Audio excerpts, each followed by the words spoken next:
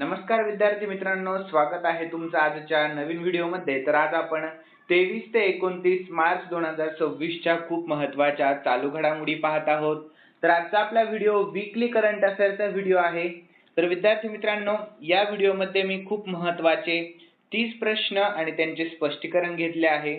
तर सर्वांनी हा व्हिडिओ थोडाही स्किप न करता शेवटपर्यंत पाहायचा आहे, कारण खूप जास्त महत्त्वाचे प्रश्न आहेत। तर चला आजचा आपण पहिला प्रश्न पाहून घेऊया। तर कोणत्या देशाने अलीकडेच वायुबाण ही हेलिकॉप्टर लॉन्च ड्रोन प्रणाली नुकतीच विकसित केलेली आहे? तर तो देश आहे आपला भारत देश। कोणता? तर आपला भारत। तर याविषयी आपण शॉर्टमध्ये महत्त्वाची माहिती पाहून घेऊयात। तर आपल्या भारत देशाने अलीकडेच भारतीय हवाई दलासाठी म्हणजेच IAF साठी आपली पहिली स्वदेशी वायुबाण ही हेलिकॉप्टर लॉन्च ड्रोन प्रणाली नुकतीच विकसित केलेली आहे। तर हा एक महत्त्वाचा एअर लॉन्च इफेक्ट्स प्रकल्प आहे, जो हेलिकॉप्टरवरून ड्रोन सोडून शत्रूच्या तळांवर अचूक हल्ला करण्याची मोठी क्षमता ठेवतो। यानंतर दुसरा प्रश्न, तर BBC चे नवीन प्रमुख म्हणून कोणाची नुकतीच नियुक्ती झालेली आहे? तर याचे योग्य उत्तर ऑप्शन बी, मॅट ब्रिटिन यांची। कोणाची? तर मॅट ब्रिटिन यांची नुकतीच नियुक्ती करण्यात आली आहे। तर यानंतर विद्यार्थी मित्रांनो, याविषयी आपण शॉर्टमध्ये महत्त्वाची माहिती पाहून घेऊयात। तर गुगलचे माजी वरिष्ठ अधिकारी मॅट ब्रिटिन यांची BBC 18वे नवीन महासंचालक म्हणून नियुक्ती करण्यात आली आहे। काय म्हणून? तर डायरेक्टर जनरल म्हणून। तर ते विद्यमान महासंचालक टिम डेव्ही यांची जागा घेणार आहेत। तर ब्रिटिन 18 मे 2026 पासून या पदाचा औपचारिक कार्यभार स्वीकारणार आहेत। आणि कोणाची नियुक्ती? तर मॅट ब्रिटिन। लक्षात ठेवा छोटे मुद्दे। तर पद कोणते आहे? तर महासंचालक म्हणजेच डायरेक्टर जनरल पद आहे BBC मध्ये। आणि यांची पार्श्वभूमी तर गुगलचे युरोप, मध्य पूर्व आणि आफ्रिका विभागाचे माजी अध्यक्ष। आणि कोणाची जागा घेणार? तर टिम डेव्ही यांची ते जागा घेणार आहेत। यानंतर आपण तिसरा प्रश्न पाहूयात। आपल्या भारत देशाने कोणत्या देशाला मदत म्हणून 38,000 मेट्रिक टन इंधन पाठवले आहे? महत्त्वाचा प्रश्न आहे। तर तो देश आहे श्रीलंका हा देश। कोणता? तर श्रीलंका हा ऑप्शन ए हे योग्य उत्तर आहे।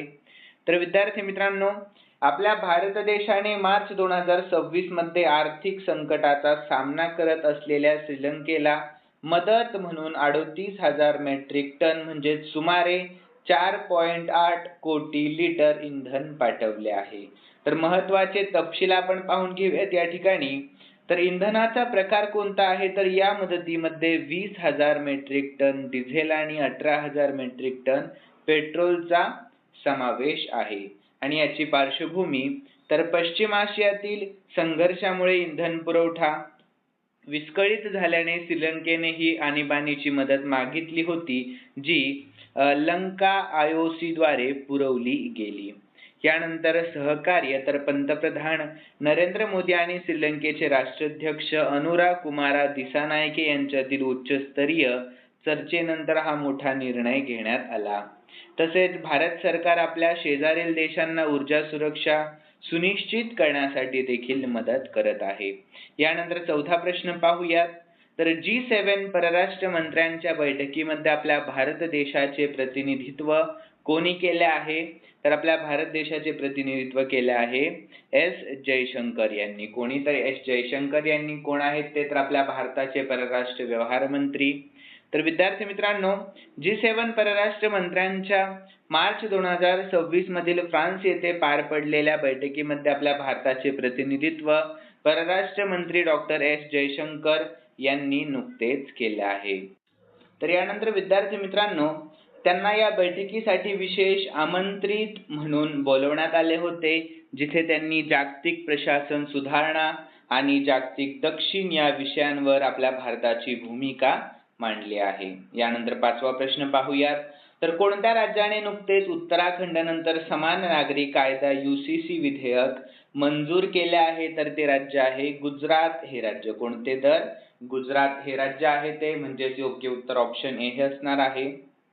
तर विद्यार्थी मित्रांनो, उत्तराखंडनंतर गुजरात राज्याने नुकतेच मार्च 2026 मध्ये विधानसभेमध्ये समान नागरी कायदा UCC विधेयक मंजूर केले आहे। तर मुख्यमंत्री भूपेंद्र पटेल यांच्या नेतृत्वाखाली गुजरात सरकारने हा ऐतिहासिक निर्णय घेतलेला असून या कायद्यामुळे धर्मांची पर्वा न करता विवाह, घटस्फोट आणि मालमत्तेचे हक्क यांसारख्या बाबींमध्ये सर्व नागरिकांसाठी समान नियम लागू करणारे गुजरात हे देशातील दुसरे राज्य बनले आहे। तर विद्यार्थी मित्रांनो, महत्त्वाची शॉर्टमध्ये माहिती पाहूयात आपण। तर पहिले राज्य लक्षात ठेवा उत्तराखंड आहे। केव्हा झाले ते? तर फेब्रुवारी 2024 मध्ये विधेयक मंजूर करण्यात आले। आणि दुसरे राज्य आहे गुजरात हे राज्य केव्हा? तर मार्च 2026 मध्ये विधेयक मंजूर करण्यात आले। तर UCC चे मुख्य उद्दिष्ट काय आहे? विवाह, घटस्फोट, वारसा हक्क आणि लिव्ह इन रिलेशनशिप यांसारख्या वैयक्तिक नागरी बाबींमध्ये सर्व समुदायांसाठी एक समान कायदेशीर चौकट तयार करणे। यानंतर 6व्या प्रश्नाकडे वळूयात आपण। तर मुख्यमंत्री विद्यार्थी विज्ञान वारी अंतर्गत विद्यार्थी कोठे जाणार आहेत? तर विद्यार्थी जाणार आहेत इस्रो आणि नासा या ठिकाणी। कोठे? तर इस्रो व नासा। तर विद्यार्थी मित्रांनो, याविषयी आपण डिटेलमध्ये महत्त्वाची माहिती पाहून घेऊयात। तर मुख्यमंत्री विद्यार्थी विज्ञान वारी या उपक्रमाअंतर्गत निवडलेले विद्यार्थी त्यांच्या कामगिरीच्या स्तरावर अवलंबून खालील ठिकाणी जाणार आहेत। कोठे? तर नासा या ठिकाणी अमेरिकामध्ये। राज्य स्तरावरील विज्ञान प्रदर्शनामध्ये उत्कृष्ट कामगिरी करणाऱ्या 51 विद्यार्थ्यांची निवड अमेरिकेतील नासा केंद्राला भेट देण्यासाठी केली जाणार आहे। यानंतर बेंगळुरू मधील इस्रोमध्ये तर जिल्हा स्तरावर निवड झालेल्या 180 विद्यार्थ्यांना बेंगळुरू येथील भारतीय अंतराळ संशोधन संस्थेला इस्रोमध्ये भेट देण्याची संधी मिळेल। आणि प्रादेशिक विज्ञान केंद्रांमध्ये तर तालुका स्तरावर निवड झालेल्या 21 विद्यार्थ्यांच्या गटांना त्यांच्या जवळच्या नागपूर, पुणे किंवा मुंबई येथील विज्ञान केंद्रांना म्हणजे सायन्स सेंटर्सला भेट दिली जाणार आहे। तर विद्यार्थी मित्रांनो, या योजनेचा मुख्य उद्देश काय आहे? तर विद्यार्थ्यांमध्ये वैज्ञानिक दृष्टिकोन विकसित करणे आणि त्यांना संशोधनाच्या क्षेत्रामध्ये करिअर करण्यासाठी मोठे प्रोत्साहन देणे हा यामागचा मुख्य उद्देश आहे। यानंतर आपण 7वा प्रश्न पाहून घेऊयात। तर आपल्या महाराष्ट्रातील 25 बिबट्यांचे पुनर्वसन आपल्या गुजरातच्या कोणत्या प्रकल्पामध्ये केले जाणार आहे? तर याचे योग्य उत्तर आहे वनतारा प्रकल्प। कोठे? तर वनतारा प्रकल्प। तर विद्यार्थी मित्रांनो, आपल्या महाराष्ट्रातील पुणे जिल्ह्यातील जुन्नर सह इतर भागातील मानवी वस्तीमध्ये शिरणाऱ्या व पकडलेल्या 25 बिबट्यांचे पुनर्वसन गुजरातच्या जामनगर येथील रिलायन्स फाउंडेशनच्या वनतारा वन्यजीव बचाव आणि पुनर्वसन केंद्रामध्ये केले जात आहे। तर महत्त्वाचे तपशील देखील आपण पाहूयात। प्रकल्प आहे वनतारा, जामनगर, गुजरात, रिलायन्स फाउंडेशन। आणि संख्या, पहिल्या टप्प्यामध्ये 25 बिबट्यांचे स्थलांतर करण्यात आले असून एकूण 50 बिबट्यांना हलवण्याचा मोठा यामध्ये निर्णय आहे। तर कारण काय आहे? राज्यातील वाढती बिबट्यांची संख्या, मानवी वस्तीतील हस्तक्षेप आणि माणिकडोह निवारा केंद्रावरील ताण कमी करणे। आणि याचा उद्देश काय आहे? तर बिबट्यांना नैसर्गिक आणि सुरक्षित अधिवास मिळवून देणे हे याचे मुख्य उद्देश आहे। तर विद्यार्थ्यांनो, ही प्रक्रिया विशेषतः पुण्याच्या जुन्नर वन विभागाच्या हद्दीतील बिबट्यांचा ताण कमी करण्यासाठी हाती घेण्यात आली आहे। यानंतर 8वा प्रश्न, जल जीवन मिशन 2.0 च्या सामंजस्य करारावर स्वाक्षरी करणारे राज्य कोणते राज्य ठरले आहे? तर त्या राज्याचे नाव आहे आपले महाराष्ट्र राज्य। कोणते राज्य? तर आपले महाराष्ट्र हे राज्य। तर विद्यार्थी मित्रांनो, मार्च 2026 मध्ये महाराष्ट्र सरकारने केंद्र सरकार सोबत जल जीवन मिशन 2.0 अंतर्गत सुधारणा लिंक केलेल्या सामंजस्य करारावर स्वाक्षरी नुकतीच केली आहे। यानंतर आपण 9वा प्रश्न पाहून घेऊयात। तर विद्यार्थी मित्रांनो, पाणी प्रश्न सोडवण्यासाठी PCMC ने काय मोडण्याचे निर्देश दिले आहेत? तर PCMC ने FD मोडण्याचे निर्देश दिले आहेत, म्हणजेच मुदत ठेवी। तर याविषयी आपण शॉर्टमध्ये महत्त्वाची माहिती पाहून घेऊयात। तर पाणी प्रश्न सोडवण्यासाठी पिंपरी चिंचवड महानगरपालिकेने प्रामुख्याने अनधिकृत नळ जोडण्या आणि बेकायदा बांधकामे तोडण्याचे किंवा त्यावर कारवाई करण्याचे निर्देश दिले आहेत. यानंतर विद्यार्थी मित्रांनो, सर्वोच्च न्यायालयाच्या निकालानुसार SC दर्जा मिळवण्यासाठी कोणत्या धर्माचे पालन आवश्यक आहे? तर ते धर्म आहेत हिंदू, शीख किंवा बौद्ध धर्म. कोणते तर हिंदू, शीख किंवा बौद्ध.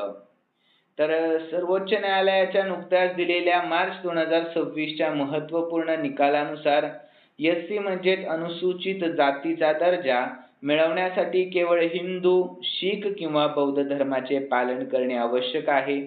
तर या धर्माव्यतिरिक्त ख्रिश्चन, मुस्लिम किंवा इतर कोणत्याही धर्मामध्ये धर्मांतर केल्यावर संबंधित व्यक्तीच्या SC दर्जा आणि आरक्षणाचे लाभ तत्काळ संपुष्टामध्ये येतात. यानंतर 11वा प्रश्न. तर विद्यार्थी मित्रांनो, पुढील प्रश्न पाहण्या अगोदर सर्वांसाठी महत्त्वाची सूचना. तर आपल्या व्हिडिओला हजारो व्ह्यूज जातात, पण खरंच खूप कमी विद्यार्थी लाईक करतात. म्हणून या व्हिडिओचं लाईकचं टार्गेट मी फक्त 500 लाईक ठेवलेलं आहे. किती? तर फक्त 500 लाईक. आणि विद्यार्थ्यांनो, स्पेशली मी तुमच्यासाठी काल झालेल्या चालू घडामोडीचा प्रश्न शेवटी देत असतो. त्याही प्रश्नाचे उत्तर मला कॉमेंटमध्ये कळवत जा. तुमचं कॉमेंटमधलं उत्तर पाहून आणि आपल्या व्हिडिओचं लाईकचं टार्गेट पूर्ण झालेलं पाहून मलाही पुढील व्हिडिओ बनवण्याचं प्रोत्साहन व बळ मिळत असतं. म्हणून सर्वांनी या 2 टार्गेट दिलेले लवकरात लवकर पूर्ण करत जा. आणि व्हिडिओ कसा वाटतोय हे देखील नक्की सांगा. तर चला पुढील प्रश्नाकडे वळूयात. प्रश्न आहे आपला 11वा.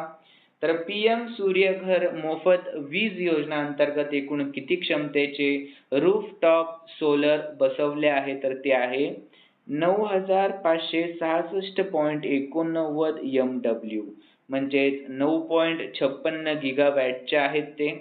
यानंतर विद्यार्थी मित्रांनो, PM सूर्यघर मोफत वीज योजना अंतर्गत 20 मार्च 2026 पर्यंत देशभरामध्ये सुमारे 9.56 गीगावॅट क्षमतेचे रूफटॉप सोलर पॅनल बसवण्यात आले आहे. तर या योजनेतून 1 कोटी घरांचा दरमहा 300 युनिट्स पर्यंत मोफत वीज देण्याचे उद्दिष्ट आहे, ज्यासाठी सरकार 60% पर्यंत सबसिडी प्रदान करते. यानंतर 12वा प्रश्न. कोणत्या रेशन कार्ड धारकांसाठी उत्पन्न मर्यादा रद्द करण्याची मोठी मागणी झाली आहे? तर ते आहे केसरी कार्ड. कोणते कार्ड आहे ते? तर केसरी कार्ड. म्हणजे योग्य उत्तर ऑप्शन ए हे असणार आहे. तर विद्यार्थी मित्रांनो, आपल्या महाराष्ट्र सरकारकडून 1 एप्रिल 2026 पासून रेशन कार्ड बाबत नवीन आणि कडक नियम लागू करण्यात येणार आहेत. तर या पार्श्वभूमीवर प्रामुख्याने प्राधान्य कुटुंब आणि केसरी रेशन कार्ड धारकांसाठी उत्पन्नाची मर्यादा रद्द करण्याची किंवा ती वाढवण्याची मागणी विविध स्तरांमधून होत आहे. यानंतर 13वा प्रश्न. संसदेने 25 मार्च 2026 रोजी कोणत्या कायद्यामध्ये सुधारणा करणारे विधेयक मंजूर केले आहे? तर ते आहे ट्रान्सजेंडर व्यक्ती हक्कांचे संरक्षण सुधारणा विधेयक 2026. ठीक आहे, सर्वांनी लक्षात ठेवा. यानंतर आपण याविषयी महत्त्वाची माहिती पाहून घेऊयात. तर संसदेने 25 मार्च 2026 रोजी ट्रान्सजेंडर व्यक्ती अधिकारांचे संरक्षण सुधारणा विधेयक 2026 मंजूर केले आहे. तर या विधेयकाची प्रमुख वैशिष्ट्ये आणि घडामोडी आपण खालीलप्रमाणे सविस्तर पाहून घेऊयात. तर मंजुरी. तर हे विधेयक 24 मार्च 2026 रोजी लोकसभेमध्ये मंजूर झाले होते आणि 25 मार्च 2026 रोजी राज्यसभेनेही त्याला मंजुरी दिली आहे. तर याचा उद्देश काय आहे? तर हे विधेयक 2019च्या मूळ कायद्यामध्ये सुधारणा करते. तर यामध्ये ट्रान्सजेंडर व्यक्तींच्या व्याख्येमध्ये बदल प्रस्तावित असून स्वअनुभूत लिंग ओळख हा अधिकार काढून घेण्याची तरतूद यामध्ये आहे. यानंतर 14वा प्रश्न. नॅशनल पॅरा ॲथलेटिक्स चॅम्पियनशिप 2026 मध्ये कोणत्या राज्याने पहिले स्थान पटकावले आहे? म्हणजेच अव्वल स्थान मिळवले आहे? तर याची योग्य उत्तर आहे ऑप्शन ए, ते आहे हरियाणा या राज्याने. कोणत्या? तर हरियाणा या. तर विद्यार्थी मित्रांनो, भुवनेश्वर ओडिशा येथे मार्च 2026 मध्ये पार पडलेल्या 24व्या राष्ट्रीय पॅरा ॲथलेटिक्स चॅम्पियनशिप मध्ये हरियाणा या राज्याने अव्वल स्थान पटकावले आहे. तर महत्त्वाची शॉर्ट मध्ये माहिती पाहूयात आपण. अव्वल राज्य आहे हरियाणा हे राज्य. पदक संख्या सर्वांनी लक्षात ठेवा. एकूण पदके मिळाली आहेत 95 पदके. तर त्यामध्ये विभाजन आपण पाहून घेऊयात. 39 सुवर्ण पदके आहेत, 31 रौप्य पदकांचा समावेश आहे एकूण आणि 25 कांस्य पदके आहेत. तर सर्व किती पदके आहेत? 95 पदके आहेत. ठीक आहे. तर विद्यार्थ्यांनो सर्वांनी महत्वाचा पॉइंट 39 सुवर्ण पदके आहेत हे लक्षात ठेवा. ठीक आहे. तर या स्पर्धेचे ठिकाण कलिंगा स्टेडियम भुवनेश्वर ओडिशा आणि इतर स्थान तामिळनाडू दुसरे स्थान आहे आणि गुजरात हे तिसरे स्थान आहे. पहिले स्थान कोणाला? तर हरियाणाला पहिले स्थान. ठीक आहे. आणि या हरियाणाने या प्रतिष्ठेच्या स्पर्धेमध्ये ट्रॅक आणि फील्ड इव्हेंट्स मध्ये जबरदस्त प्रदर्शन करत पुन्हा एकदा आपली मक्तेदारी सिद्ध करून दाखवली आहे. यानंतर 15वा प्रश्न, महिला खेळाडूंच्या स्पर्धेतून कोणावर बंदी घातली आहे? तर ते आहेत ट्रान्सजेंडर खेळाडूंवर. कोणावर? तर ट्रान्सजेंडर खेळाडूंवर बंदी घालण्यात आली आहे. तर विद्यार्थी मित्रांनो याविषयी आपण शॉर्ट मध्ये महत्वाची माहिती पाहून घेऊयात. तर आंतरराष्ट्रीय ऑलिम्पिक समितीने म्हणजेच IOC ने 2028च्या लॉस एंजेलिस ऑलिम्पिक आणि भविष्यातील स्पर्धांसाठी महिलांच्या श्रेणीमध्ये ट्रान्सजेंडर महिला आणि डिफरन्सेस इन सेक्स डेव्हलपमेंट असलेल्या खेळाडूंवर बंदी घातलेली आहे. तर महिला खेळाडूंमधील निष्पक्षता आणि सुरक्षितता जपण्यासाठी केवळ जैविक महिलांना या स्पर्धेमध्ये सहभागी होण्याची परवानगी असेल असेही स्पष्ट करण्यात आले आहे. यानंतर 16वा प्रश्न, अमेरिकाच्या चलनी नोटांवर आता कोणाची स्वाक्षरी असणार आहे? तर याचे योग्य उत्तर आहे ऑप्शन बी, डोनाल्ड ट्रम्प यांची. तर ते कोण आहे? तर अमेरिकाचे सध्याचे राष्ट्राध्यक्ष आहेत. तर इतिहासामध्ये पहिल्यांदाच ही घटना घडत आहे. सर्वांनी लक्षात ठेवा, खूप जास्त महत्वाचा प्रश्न आहे. तर विद्यार्थी मित्रांनो याविषयी आपण शॉर्ट मध्ये महत्वाची माहिती पाहून घेऊयात. तर अमेरिकाच्या चलनी नोटांवर आता राष्ट्राध्यक्ष डोनाल्ड ट्रम्प आणि ट्रेझरी सेक्रेटरी अर्थमंत्री स्कॉट बेसंट यांची स्वाक्षरी असणार आहे. तर या ऐतिहासिक बदलाचे मुख्य तपशील आपण पाहून घेऊयात. तर विद्यमान राष्ट्राध्यक्षांची पहिलीच स्वाक्षरी. अमेरिकेच्या इतिहासामध्ये पहिल्यांदाच एखाद्या पदस्थ राष्ट्राध्यक्षांची स्वाक्षरी चलनी नोटांवर दिसणार आहे. तर 165 वर्षांची परंपरा खंडित होत आहे. तर 1861 पासून सुरू असलेली युनायटेड स्टेट्स ट्रेझररची स्वाक्षरी नोटांवर असल्याची परंपरा आता थांबवण्यात येणार असून नवीन नोटांवर ट्रेझर ऐवजी राष्ट्राध्यक्षांची स्वाक्षरी असणार आहे. तर याचा प्रारंभ जून 2026 मध्ये प्रथम $100 नोटांवर या नवीन स्वाक्षऱ्या छापल्या जातील. त्यानंतर इतर नोटांमध्येही हा बदल केला जाणार आहे. यानंतर 17वा प्रश्न, चीन कोणत्या महासागराच्या तळाचा नकाशा तयार करत आहे? तर याचे योग्य उत्तर आहे ऑप्शन सी, प्रशांत महासागर. लक्षात ठेवा. तर विद्यार्थी मित्रांनो याविषयी आपण शॉर्ट मध्ये महत्वाची माहिती पाहून घेऊयात. तर चीन सध्या प्रशांत, हिंदी आणि आर्क्टिक महासागराच्या तळाचा विस्तृत आणि सखोल नकाशा तयार करत आहे. तर ही मोहीम पाणबुडी युद्धाची तयारी आणि अमेरिकेच्या सागरी वर्चस्वाला आव्हान देण्याच्या रणनीतीचा एक महत्वाचा भाग मानली जात आहे. यानंतर 18वा प्रश्न, तर कोल्हापूरचे प्रसिद्ध मराठा इतिहास संशोधक ज्यांचे नुकतेच निधन झाले आहे तर त्यांचे नाव काय आहे? तर त्यांचे नाव आहे जयसिंगराव पवार. काय? तर डॉक्टर जयसिंगराव पवार. ठीक आहे. सर्वांनी लक्षात ठेवा. तर विद्यार्थी मित्रांनो कोल्हापूरचे प्रसिद्ध मराठा इतिहास संशोधक आणि राजश्री शाहू महाराजांच्या विचारांचे खंदे पुरस्कर्ते डॉक्टर जयसिंगराव पवार यांचे नुकतेच 26 मार्च 2026 या वयाच्या 85व्या वर्षी निधन झाले आहे.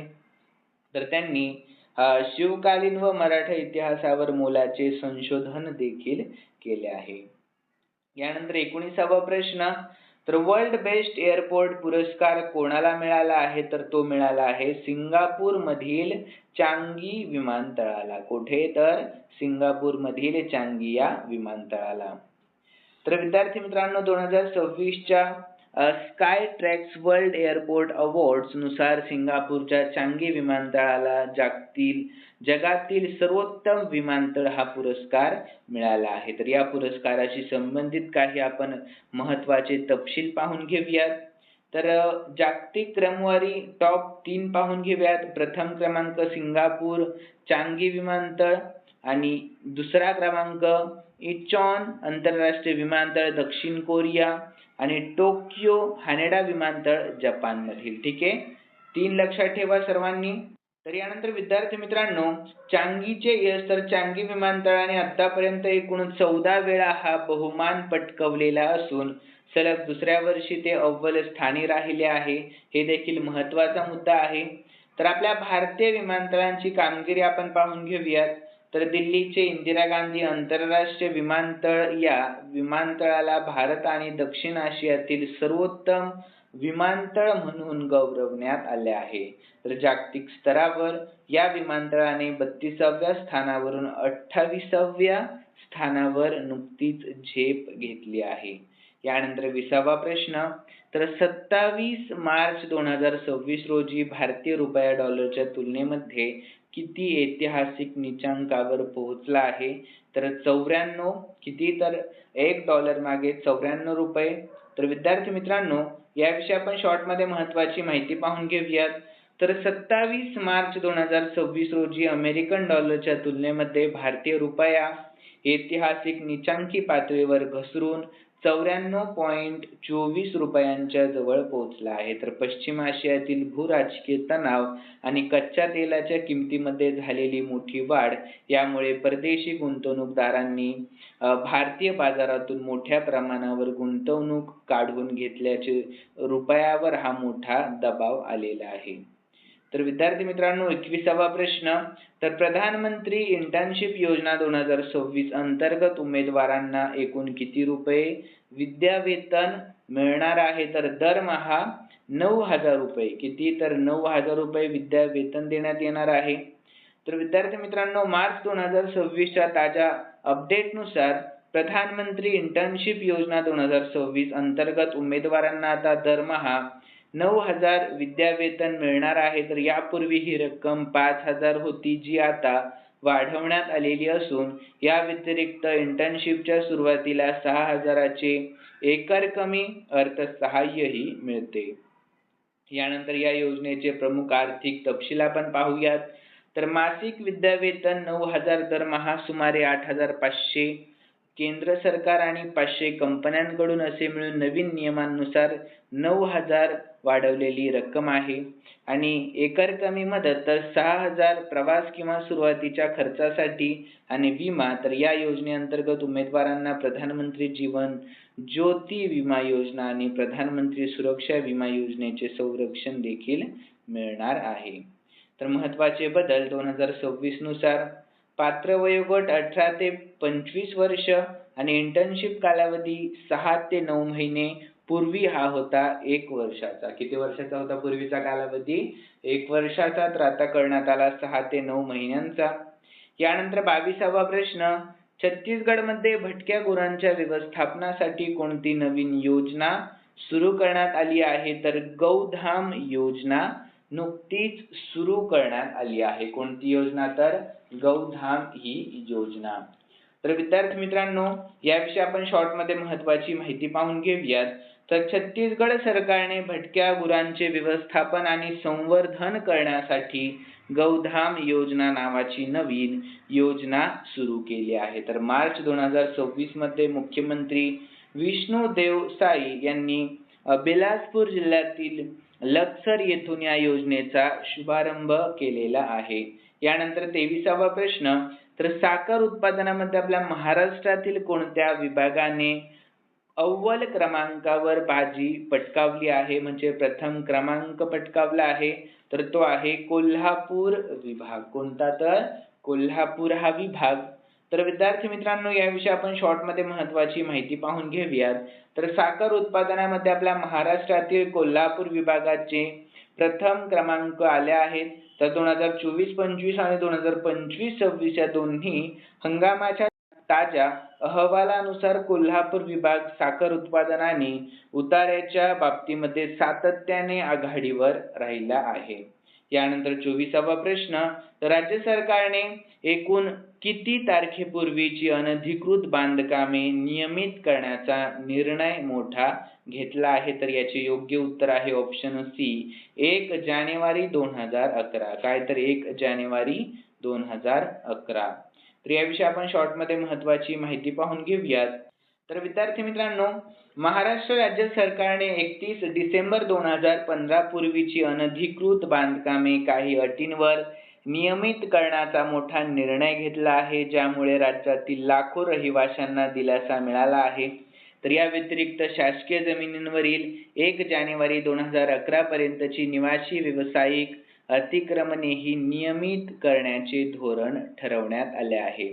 यानंतर 25वा प्रश्न, इराणने नुकताच कोणता सागरी मार्ग भारत, चीन आणि रशियासाठी खुला केला आहे? तर तो आहे हॉर्मुझची समुद्रधुनी. काय तर हॉर्मुझची समुद्रधुनी. तर विद्यार्थी मित्रांनो, महत्त्वाचा प्रश्न आहे, सर्वांनी लक्षात ठेवा. तर याविषयी शॉर्ट मध्ये महत्त्वाची माहिती पाहून घेऊयात. तर इराणने मार्च 2026 मध्ये हॉर्मुझची समुद्रधुनी हा धोरणात्मक दृष्ट्या अत्यंत महत्त्वाचा सागरी मार्ग भारत, चीन आणि रशिया यांसारख्या मित्र राष्ट्रांच्या जहाजांसाठी खुला केला आहे.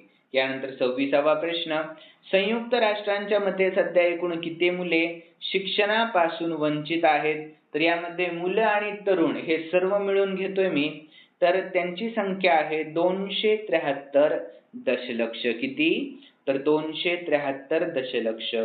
तर विद्यार्थी मित्रांनो, संयुक्त राष्ट्रांच्या ताज्या अहवालानुसार जगभरामध्ये सध्या 273 दशलक्ष म्हणजे 27,30,00,000 मुले आणि तरुण शिक्षणापासून वंचित आहेत. तर युनेस्कोच्या 2026च्या ग्लोबल एज्युकेशन मॉनिटरिंग अहवालामध्ये ही धक्कादायक आकडेवारी समोर आली असून हे प्रमाण सलग 7व्या वर्षी वाढले आहे. यानंतर 27वा प्रश्न, 26 मार्च 2026 रोजी जगातील सर्वात प्रदूषित शहर कोणते शहर ठरले आहे? तर ते शहर आहे बीजिंग हे शहर. कोणते शहर? तर बीजिंग हे शहर.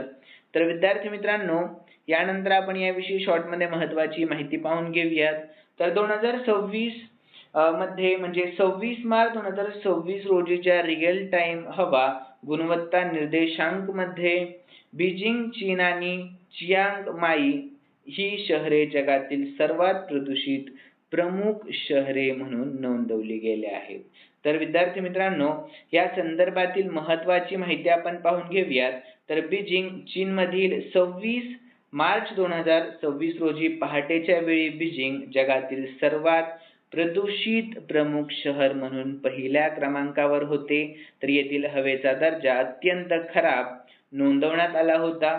आणि चियांग माई थायलंडमधील तर 26 मार्च 2026 रोजी रात्रीच्या वेळी थायलंडमधील चियांग माई शहर जागतिक क्रमवारीमध्ये पहिल्या क्रमांकावर आले होते. यानंतर वार्षिक अहवालानुसार 2025-26च्या वार्षिक अहवालानुसार नुकत्याच प्रसिद्ध झालेल्या जागतिक हवा गुणवत्ता अहवाल 2025 नुसार उत्तर प्रदेशातील लोणी हे शहर वर्षभरातील सरासरीच्या आधारावर जगातील सर्वात प्रदूषित शहर ठरले आहे. यानंतर 28वा प्रश्न, कोणत्या क्रिकेट संघाने IPL मध्ये 1.78 अब्ज डॉलर्स मध्ये विक्रीचा विक्रम केला आहे?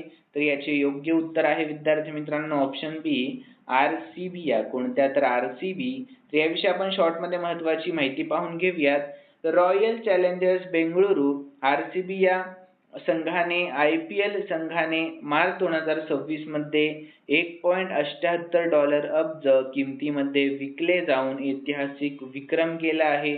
तर Aditya Birla group, Blackstone, Bolt ventures आणि टाइम्स ऑफ इंडिया ग्रुपच्या कन्सोर्टियमने हा संघ खरेदी केला, ज्यामुळे RCB हा IPL इतिहासातील सर्वात महागडा संघ नुकताच बनला आहे. यानंतर 29वा प्रश्न, संसदेने नुकतेच कोणते विधेयक मंजूर केले आहे? तर ते आहे फायनान्स बिल विधेयक. कोणते? तर फायनान्स बिल विधेयक. तर विद्यार्थी मित्रांनो, याविषयी शॉर्टमध्ये महत्त्वाची माहिती पाहून घेऊयात. तर मार्च 2026च्या अखेरीस भारतीय संसदेने ट्रान्सजेंडर व्यक्ती हक्कांचे संरक्षण सुधारणा विधेयक 2026 मंजूर केले आहे, जे या समुदायाच्या हक्कांचे संरक्षण आणि सामाजिक समावेशासाठी कायदे अधिक मजबूत करते. तर यासोबतच वित्त विधेयक 2026 म्हणजेच फायनान्स बिल 2026 देखील लोकसभेमध्ये मंजूर झाले असून ते 2026-27च्या अर्थसंकल्पीय प्रक्रियेचा मोठा एक भाग आहे. त्यानंतर विद्यार्थी मित्रांनो, प्रश्न आहे 30वा आणि शेवटचा प्रश्न घेतोय मी. तर Hindu world of woman awards 2026 कोठे नुकताच पार पडला आहे? तर तो पार पडला आहे चेन्नईमध्ये. कोठे? तर चेन्नईमध्ये. तर याविषयी आपण शॉर्टमध्ये महत्त्वाची माहिती पाहून घेऊयात. तर विद्यार्थी मित्रांनो, Hindu world of woman awards 2026 हा सोहळा चेन्नई येथे पार पडला. तर या पुरस्कार सोहळ्याची काही महत्त्वाची माहिती आपण पाहून घेऊयात. तर दिनांक हा सोहळा शुक्रवारी 27 मार्च 2026 रोजी म्हणजेच शुक्रवारी आयोजित करण्यात आला होता. यानंतर विद्यार्थी मित्रांनो, पुढील माहिती पाहून घेऊयात. तर विद्यार्थ्यांना उद्देश काय होता? तर व्यवसाय, विज्ञान, कला, क्रीडा आणि शिक्षण अशा विविध क्षेत्रांमध्ये उल्लेखनीय कामगिरी करणाऱ्या महिलांना गौरव करणे हा या पुरस्काराचा मुख्य उद्देश आहे. तर प्रमुख उपस्थिती द हिंदू समूहाच्या अध्यक्षा निर्मला लक्ष्मण आणि मुख्य कार्यकारी अधिकारी LV नवनीत यांच्या उपस्थितीमध्ये हा सोहळा पार पडला आणि या कार्यक्रमामध्ये आरोग्य सेवा आणि ग्रामीण विकासापासून ते खेळापर्यंतच्या एकूण 13 श्रेणीमध्ये महिलांना सन्मानित करण्यात आले आहे. यानंतर विद्यार्थी मित्रांनो, खालील प्रश्न मी स्पेशली तुमच्यासाठी ठेवलाय आणि हा प्रश्न आपण या वीकली व्हिडिओमध्ये पाहिलाय. तर सर्व विद्यार्थ्यांनी मला या प्रश्नाचे उत्तर आपल्या कॉमेंटमध्ये कळवायचं आहे. खूप महत्त्वाचा प्रश्न आहे. तर चला प्रश्न पाहून घेऊयात. कोणत्या राज्याने नुकतेच उत्तराखंड नंतर समान नागरी कायदा UCC विधेयक मंजूर केले आहे? तर सर्वांनी राज्य सांगा कोणते आहे ते. आणि तुम्हाला आजचा आपला हा व्हिडिओ कसा वाटला हे देखील सर्वांनी सांगा. आणि जाता जाता सर्वांनी या व्हिडिओला लाईक, शेअर आणि सबस्क्राईब करायला अजिबात विसरायचं नाहीये. आणि आपलं लाईकचं टार्गेट देखील सर्वांनी पूर्ण करा. तर चला भेटूयात आपण उद्याच्या व्हिडिओमध्ये. धन्यवाद.